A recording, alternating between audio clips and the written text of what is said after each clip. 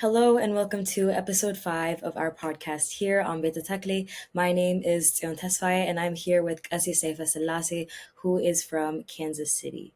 Kesis, if you could introduce yourself to our audiences just so they can kind of understand who you are and who I'm with today. Yes, of course. Well, thank you for having me, Sion. As you said, my name is Kesis Seife.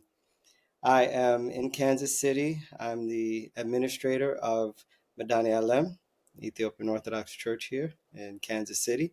I originate, however, from New York City, and my first and home church was Silassie in New York City. Yeah, I guess that could be a long story if I could try and tell it in the most succinct fashion. Um, I think that a lot of people what they don't know about the church is that the Ethiopian church has been in America since 1959. And so the church in New York, De Selassie, was one of the first churches.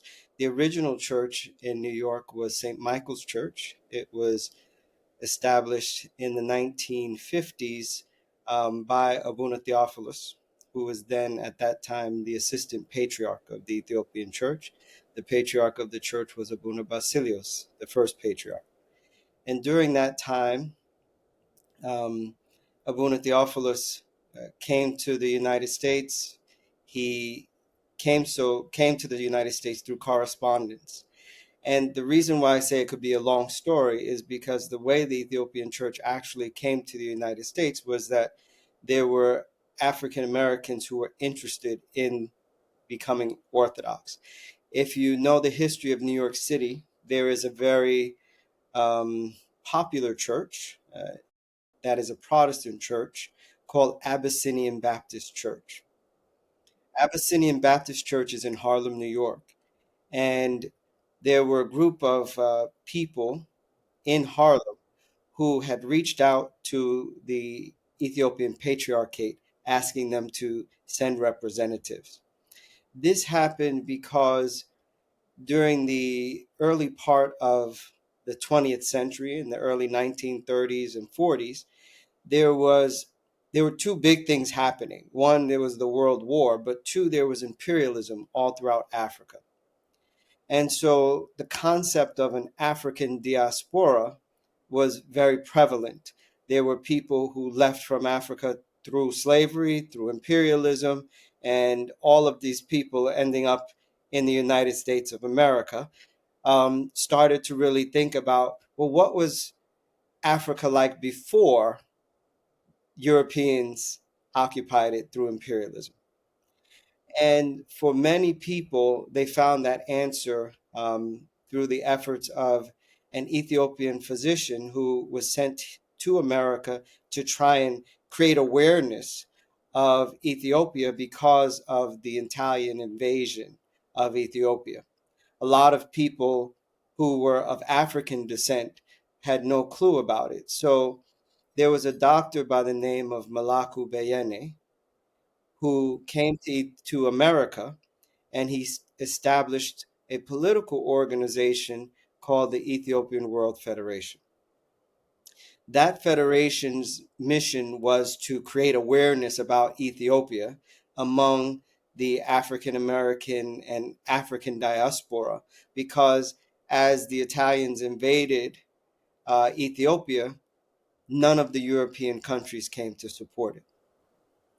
And so the idea that the emperor of Ethiopia had at that time, Haile Selassie, was that if he could create awareness of the African diaspora, they could at least support Ethiopia financially and even to the extent of being willing to join the fight and to help with the war effort. Um, Essentially, that didn't work out. There's actually a book that was written about this period of time called The Sons of Sheba's Race, where a researcher basically documented that Dr. Malaku Beyene was successful in recruiting about 1 million African Americans who were willing to go fight in Ethiopia. The U.S. Congress then um, made a vote that anybody that fought for Ethiopia was committing treason. And he basically, it basically came out that if you were to go there and fight, you were considered to be an enemy of the United States. Mm. Um, and this was while they allowed Italians to go fight for the fascists. So they allowed Italian Americans to go fight, but they did not allow African Americans to go fight. So out of that came this understanding then that Ethiopia had this rich heritage. It was this independent African nation, and there was this whole um, um, African repatriation movement that had been established in the United States of America and in the Caribbean by a man named Marcus Garvey. And Marcus Garvey's movement was, really looked at as the thing that connected the African American people with Ethiopia. Because one of the things that Marcus Garvey argued was that, it says in the Bible, in the Psalms of David, that Ethiopia will stretch forth her hands unto God. So when that happened, they essentially got together in Harlem, New York, and they basically stretched their hands out to Ethiopia. And that brought the church, to the United States of America in the 1950s. This Selassie was established in 1969 after St. Michael's church was established. Initially, it was established as a rental property.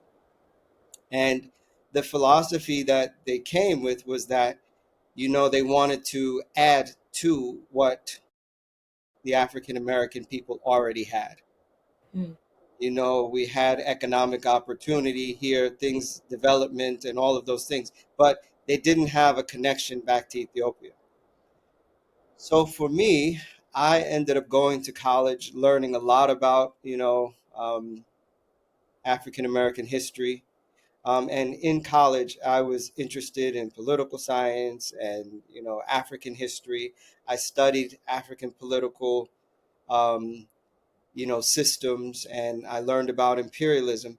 And, it just dawned on me that, well, if Ethiopia was never colonized and Ethiopia had a church, the potential for that church to actually be the original church was very high, because we would get the direct connection back to what Christianity was like before Western imperialism. And for me, that was important. I felt strongly that there was a lot of hypocrisy in the Western Christianity that supported slavery and yet, argued Christ. And so I wanted to find a church that did not support slavery, that was about all people getting into the kingdom of heaven. Um, and so I started to do my research, and in reading and learning, about things, I started to meet other Ethiopian students who were in university with me. And so through those students and through my own research, I ended up coming across Holy Trinity Church in New York. And, the day I stepped in there, I felt different, the beauty of the service, the incense. And, the service back then it was all in English. We had an archbishop that spoke English. And, the service was in English and in Giz. And so that's how I ended up coming. It was a combination of really, thinking about the church, the Christian faith, and how it needed to be supportive of the individuals who were in it, and also understanding that Ethiopia had an untouched history that, would give us the potential to actually reach the purest form of Christian worship. Well said. I mean, that's truly an amazing story. I do want to ask, however, you said that Holy Trinity first had their service in English and in Giz. They responded to the letter. The Ethiopian Patriarchate responded to the letter and came to the United States and established the church after Dr. Malaku Beyene had made this connection between the African American people, you know? And so much, he was around 1935, maybe 25 years later, they reached out and asked for the church to come to the United States. And so there was St. Michael's Church at first, it was in Brooklyn. And then they purchased that property. There was a problem with the keeping it, there was a small congregation, weren't wealthy, and they lost that property. They rented another one on 129th Street. And then in 1969, they were able to purchase the one in the Bronx that's currently there now. It's really an amazing story. What would you say now to people who have grown up maybe here in the American, in the States and been a part of that Ethiopian diaspora for as long as they can remember, and going to churches that have fully have their services in Amharic or in Ge'ez, and that believe that the church is supposed to be that way, or it's the way that it's always been done. Like we should never change it and never kind of transition to the English services. How could that deter maybe people that are trying to find the true and original church? Well, I think that that challenge exists because the what existed in New York is not the only church. There's the first archbishop in the Western Hemisphere in all of North and South America Hmm. was named Abuna Athanasius. And Abuna Athanasius then, established a church and moved to the Caribbean in Trinidad. There are churches in Trinidad, there are churches in Guyana, there are churches in Antigua. Those churches, as you know, as I said, they're over 50 years old. Right. There's a church on the island of Bermuda. There's a church in Madani Alem churches in Canada, in Toronto. These are all English speaking churches. There's Sion in London. There are the churches in South Africa. All of those clergy, were ordained to serve in English. But when the church was established as a missionary church, the synod said that we should try and preserve the ancient language of the church, just as they have with Amharic and Ge'ez, we had English and Ge'ez service. And that's how the service was conducted. Because we were in America and the language was English, we were serving in English and Ge'ez. For people of Ethiopian descent that are growing up here, I think that it's not so much a question of whether there should be a transition. I think that the church fathers are really more concerned about losing your heritage altogether. And so for people who are converting to the church, service being in English is more than logical. Um, but for those who are growing up, I think that a lot of the church fathers are looking to make sure that you preserve both the cultural heritage, the language, and the religion. Absolutely. And that being the case, I think that there's, what's happened is you have a majority of churches that are active that are really trying to serve the Ethiopian diaspora and not necessarily the African diaspora. And, I think that people who feel like, oh, there should be a transition to all English, that is for the purpose of serving, the diaspora period of Africa, of, Europe, anywhere. But for people of Ethiopian descent, there should also be this idea of keeping that cultural heritage. So the two have to exist side by side. The two have to exist side by side.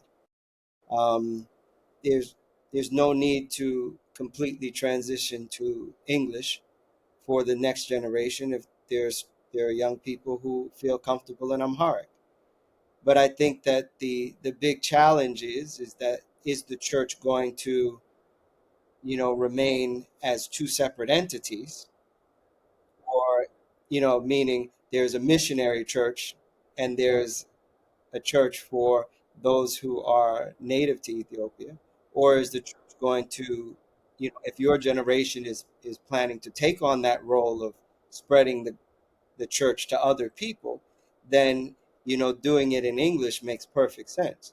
So if the purpose of that individual church is going to be to serve that local community only, then it should serve in the language of the people who are there. If the purpose of that church is outreach and evangelization within the United States of America, then they need to use the same model that we did, which is English and Giz, and perpetuate the evangelism of the church. Absolutely, very well said. I do think as it is so important to keep the some things that maybe could have deterred you from the church if there weren't options of hearing it in your own language that you knew well, or in English.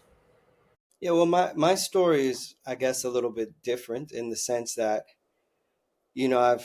I've been very much immersed in the Ethiopian side of the church here in America, because after I became Orthodox and I served in Silassie Church, a few years later I met my wife, who is Ethiopian, and in New York we had two churches. We had one in English and one in Amharic. After I got married, I started serving in the church that was in Amharic. And so by making that move, I experienced all those challenges. Week after week, everything was in Amharic. And so you just have to adapt and learn. Um, but I think it was a lot easier for me because I had a foundation in English. If you were to ask me, the Zema for one chant, I can tell you the English off the top of my head. You understand? Mhm. So for other people, you know, they don't understand what Deus Hawaria Paulos means. Holy Apostle Paul, good messenger, healer of the sick who has received the crown. We said that every week in English, so that became, memorized by me. And, similarly, each of the chants, in the service, what did we do in Giz? The way it was done was Ahadu, Nisgid, um, Wengel, Havana, and Exio. That was what was done in Giz, the Zema. Uh, and maybe even um, Kidan, Kudus Xavier, Kudus Hayal, that was done in English. Except for Kudus itself, the Right. rest was said in English.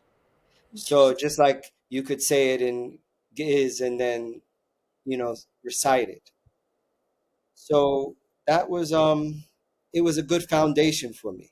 It made it possible for me to participate in the Amharic service very easily. And I think that that's one of the challenges is for somebody to transition, they need that foundation in English.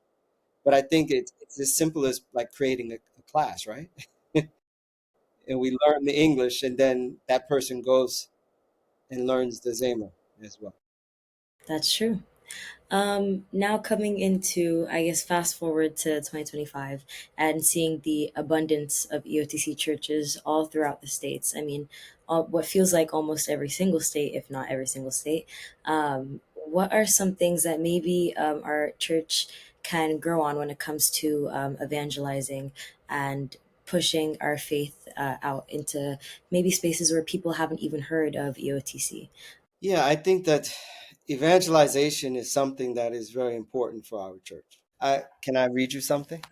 Absolutely. All right. So the bishop that ordained me and the second bishop of the Western Hemisphere was Abuna Isak, right? And this is an excerpt from his book. He wrote a book, The Ethiopian Orthodox Tewahedo Church, an integrally African church by Archbishop Isak. It's out of print, but people who were around a long time ago, we still have it.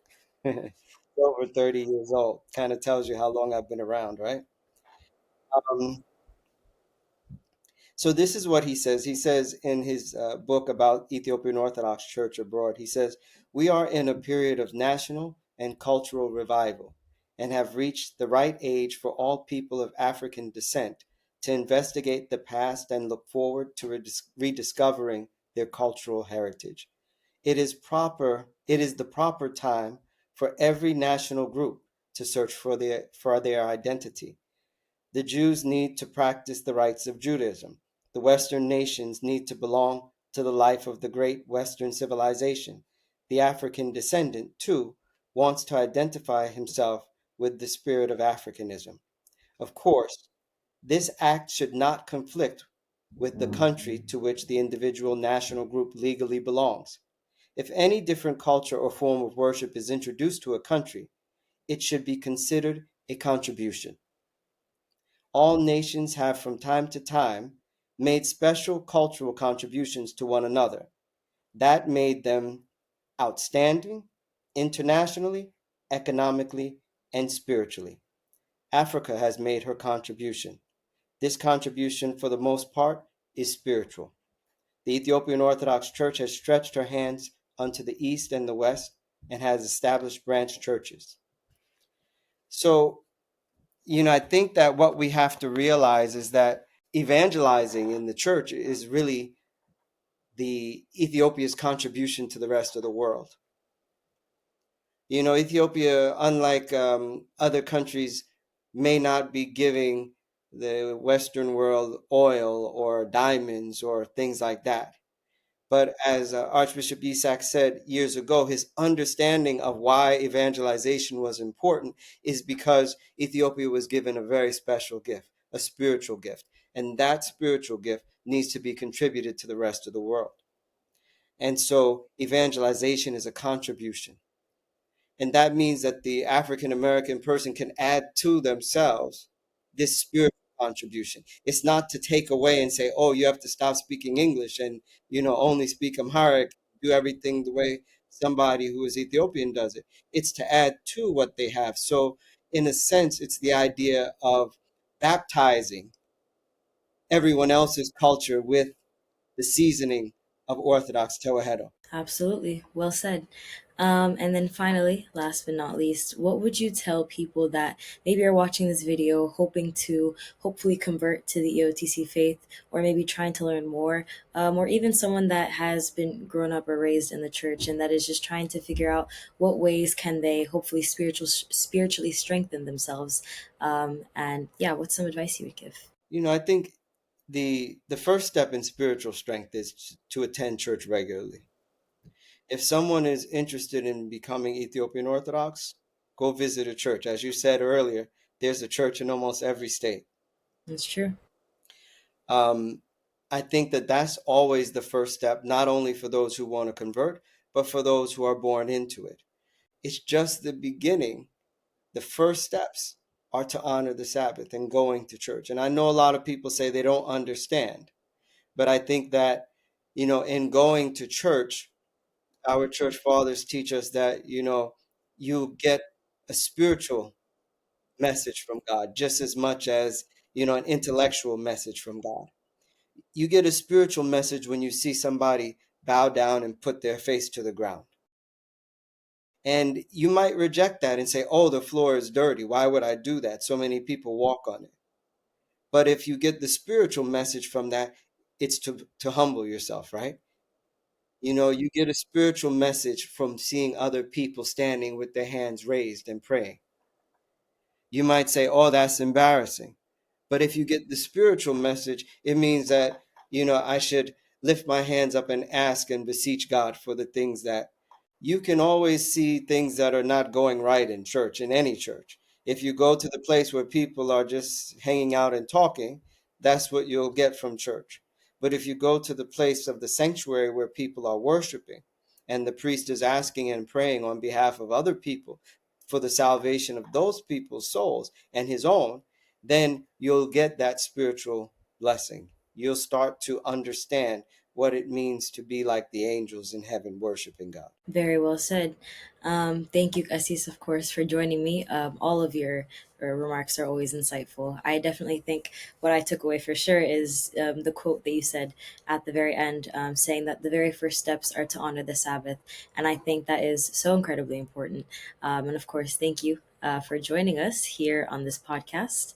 And with that being said, we are ending here. We'll see you guys next week.